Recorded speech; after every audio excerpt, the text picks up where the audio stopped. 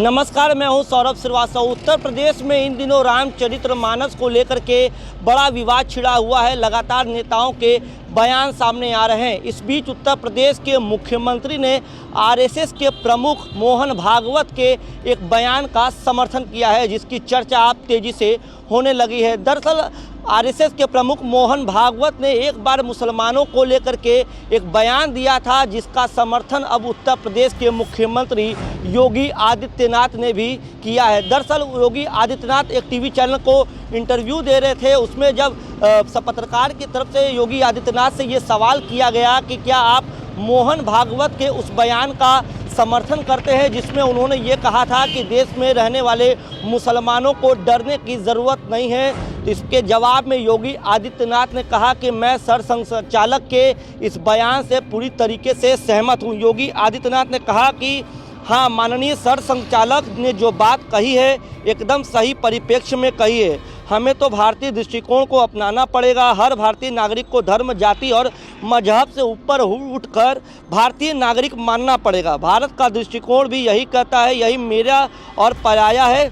ये छोटी बुद्धि के लोग करते हैं, मेरा पराया छोटी बुद्धि के लोग करते हैं। हम आपको बता दें कि मोहन भागवत ने एक बार पहले बयान दिया था कि देश के मुसलमानों को डरने की ज़रूरत नहीं है, बस मेरा और तुम्हारा इस चीज़ के अंतर को अगर मिटा दें तो और एक समान नागरिक की तरह सबको साथ में रहे तो किसी भी प्रकार का डरने की कोई प्रकार का डर रखने की मन में किसी को भी ज़रूरत नहीं है। योगी आदित्यनाथ ने इसके आगे ये भी कहा कि विराट सोच वालों के लिए तो पूरी दुनिया ही एक परिवार है, इसलिए सबको एक समान दृष्टि से देखने का प्रयास हम करेंगे तो कोई विवाद ही नहीं होगा। ये बात सीएम योगी आदित्यनाथ ने एक इलेक्ट्रॉनिक चैनल को दिए गए इंटरव्यू में कही है। उनसे कई विषयों पर बातचीत किया जा रहा था। जब मुसलमानों के मुद्दे पर बातचीत की गई और जब आरएसएस प्रमुख मोहन भागवत के मुसलमानों को लेकर के इस बयान के बारे में कहा गया तो योगी आदित्यनाथ ने इस तरीके से अपना समर्थन दिया, उनके बयान के साथ खड़े नजर आए। हम आपको बता दें, इसके साथ ही उन्होंने जाति जनगणना पर काम करने